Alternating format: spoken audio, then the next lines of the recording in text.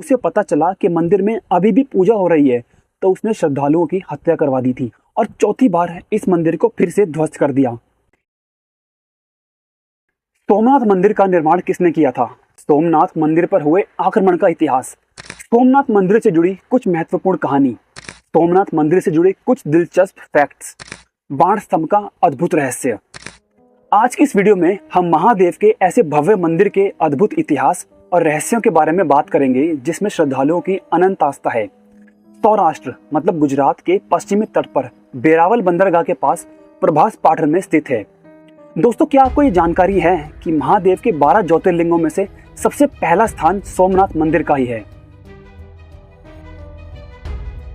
ये स्थान गुजरात का महत्वपूर्ण टूरिस्ट स्पॉट है जो कि गुजरात के पश्चिमी तट पर बसा है। प्राचीन काल में इसी मंदिर की चर्चा दूर दूर तक फैली हुई थी, जिससे प्रभावित होकर कई मुस्लिम शासकों और पुर्तगालियों ने एक बार नहीं बल्कि 17 बार यहाँ पे हमला किया, लेकिन इसे पूरी तरह ध्वस्त नहीं कर पाए। और अब वर्तमान में इस भव्य हिंदू मंदिर का पुनर्निर्माण वास्तुकला चालुक्य शैली में हुआ है। सोमनाथ मंदिर का नाम चंद्रदेव के नाम पर रखा गया है। चंद्रदेव का एक नाम सोम भी है। इन्होंने शिव जी की घोर तपस्या की थी और सबसे पहले मंदिर का निर्माण इन्होंने ही करवाया था। इसका उल्लेख धर्म ग्रंथों ऋग्वेद और शिव पुराण में मिलता है। इसकी प्राचीनता और ऐतिहासिक होने का अंदाजा इसी से लगाया जा सकता है। सोमनाथ मंदिर के प्राचीन इतिहास और इसकी वास्तुकला और प्रसिद्धि को देखने के लिए दुनिया भर से लाखों शिव भक्त और श्रद्धालु भगवान शिव का आशीर्वाद लेने और दर्शन करने यहाँ आते हैं। इस मंदिर का निर्माण कैलाश महामेरु प्रसाद शैली में किया गया है और इसकी कंस्ट्रक्शन देखने लायक है। सोमपुरा ब्राह्मण संप्रदाय के निपुण कारीगरों द्वारा इसकी कंस्ट्रक्शन की गई है। मंदिर का शिखर चालुक्य वास्तुकला में बनाए गए हैं। सोमनाथ मंदिर के जिस रूप को आज हम देखते हैं उसे भारत के लौह पुरुष यानी कि सरदार वल्लभ भाई पटेल के प्रयासों द्वारा बनाया गया है। मई 1951 को इसका पुनर्निर्माण शुरू किया गया था और 1 दिसंबर 1955 को भारत के पहले राष्ट्रपति डॉक्टर राजेंद्र प्रसाद के द्वारा राष्ट्र को समर्पित किया गया। प्राचीन काल से ही गुजरात के वेरावल में स्थित सोमनाथ मंदिर की महिमा और कीर्ति बहुत दूर तक फैली हुई थी। इस मंदिर को जितनी बार भी नष्ट किया गया उतनी बार धर्म में आस्था रखने वाले राजाओं और शासकों ने इसका पुनर्निर्माण करवाया और यह अद्भुत शिव मंदिर अपने पुराने वैभव और कीर्ति के साथ बार बार उठ खड़ा हुआ। इतिहास के पन्नों में झांकने पर पता चलता है कि इस मंदिर का अस्तित्व ईसा पूर्व से भी पहले हो चुका था। हिंदू राजाओं द्वारा इसका पुनर्निर्माण 6वीं और 7वीं ईसावी में करवाया गया था। इस मंदिर के धार्मिक महत्व का अंदाजा इसी से लगा सकते हैं कि इसकी व्याख्या हमें हिंदू के पुराने ग्रंथों में मिलती है। अरब प्रांत के एक यात्री जिसका नाम अल बरूनी था, उसने अपनी यात्रा में सोमनाथ मंदिर का विस्तृत वर्णन किया था, जिसे सुनकर क्रूर शासक महमूद गजनवी ने सन 1024 में अपने 5000 सैनिक के साथ मिलकर इस मंदिर पर आक्रमण किया और मंदिर के सोने को पूरी तरह से लूट लिया था और मंदिर को भी ध्वस्त कर दिया था। उस समय हजारों लोग अंदर पूजा कर रहे थे। उसने उन्हें भी नहीं बख्शा और सभी को मरवा दिया था। इस मंदिर को आक्रमणकारी शासकों ने एक बार नहीं बल्कि 17 बार इसको लूटने और बर्बाद करने की पूरी कोशिश करी, लेकिन हर बार श्रद्धालुओं ने इसका पुनर्निर्माण करवाया, जिसके फलस्वरूप आज का सोमनाथ मंदिर अपने पुराने वैभव को वापस लाने में सफल रहा है। इसके बाद इसको अनेकों श्रद्धालुओं ने इसके निर्माण में योगदान दिया। गुजरात के राजा भीम और मालवा के राजा भोज ने सोमनाथ मंदिर का पुनर्निर्माण कराया। सन 1297 में जब दिल्ली की बागडोर अलाउद्दीन खिलजी के हाथों में आई, तब खिलजी के सेनापति नुसरत खान ने गुजरात पर अपना कब्जा किया और सोमनाथ मंदिर पर पूरी तरह से कब्जा कर लिया और चौथी बार इस मंदिर को फिर से ध्वस्त कर दिया। इसके बाद गुजरात के शहंशाह मुजफ्फर शाह ने 1395 और 1412 में अहमद शाह ने भी अपने पिता के पद चिन्हों पर चलते हुए मंदिर को लूटा और ध्वस्त किया।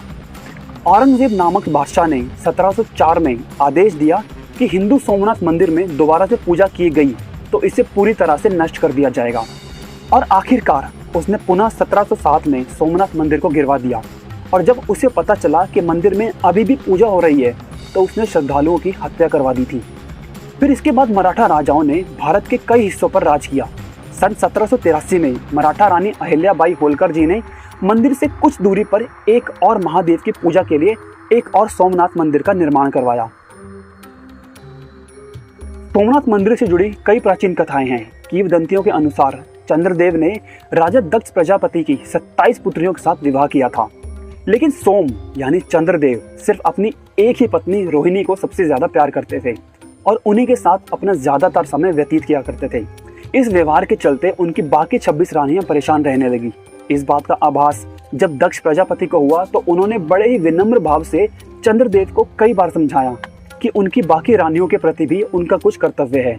लेकिन जब बहुत समझाने के बाद और निवेदन करने के बाद भी चंद्रदेव के व्यवहार में कुछ चेंज नहीं आया तो गुस्सा होकर राजा दक्ष ने चंद्रदेव को क्षय रोग होने का श्राप दे दिया और ये कहा कि आपको जो अपनी सुंदर काया पर इतना घमंड है तो जाओ, आपकी सारी चमक धीरे धीरे कम होती चली जाएगी। चंद्रदेव की चमक धीरे धीरे खत्म होती जा रही थी, जिससे वो बहुत दुखी हो गए थे। तब वे इस श्राप से मुक्ति पाने के लिए ब्रह्मा जी की शरण में गए। उन्होंने चंद्रदेव जी को इसके निवारण हेतु भगवान शिव की आराधना करने की सलाह दी। चंद्रदेव ने कठिन तपस्या की और महामृत्युंजय भगवान शिव की आराधना करके उन्हें प्रसन्न किया, जिसके फलस्वरूप वह रोग मुक्त हुए और अमरता का वरदान भी प्राप्त किया। इसके बाद सबसे पहले चंद्रदेव ने ही भगवान शिव के पहले ज्योतिर्लिंग की स्थापना की और सोने से जुड़ा भव्य मंदिर का निर्माण करवाया। सोमनाथ मंदिर गुजरात का एक महत्वपूर्ण टूरिस्ट स्पॉट है। इस मंदिर से जुड़ी मान्यताएं और निर्माण से जुड़े बहुत से ऐसे फैक्ट्स हैं जिनकी उत्सुकता को तृप्त करने के लिए लोग वहां जाते हैं। सोमनाथ मंदिर भी विशेषताओं से भरा हुआ है, तो आइए जानते हैं सोमनाथ मंदिर से जुड़े कुछ दिलचस्प फैक्ट्स। सोमनाथ मंदिर शिव भक्ति के लिए बहुत महत्वपूर्ण माना जाता है क्योंकि यहीं पर पहला ज्योतिर्लिंग स्थापित हुआ था। उसके बाद रामेश्वरम, द्वारका, वाराणसी में स्थापित किया गया। इसकी ऊंचाई 150 फीट है और इसमें सभा मंडपम, नृत्य मंडपम और गर्भगृह भी है। इसके शिखर पर 10 टन वजनी कलश रखा हुआ है और इसके ध्वज पोल की ऊंचाई लगभग 27 फीट है। सोमनाथ मंदिर के दक्षिणी भाग में एक बाण स्तंभ है जो कि कोई साधारण स्तंभ नहीं है, बल्कि इस पर एक तीर लगा हुआ है।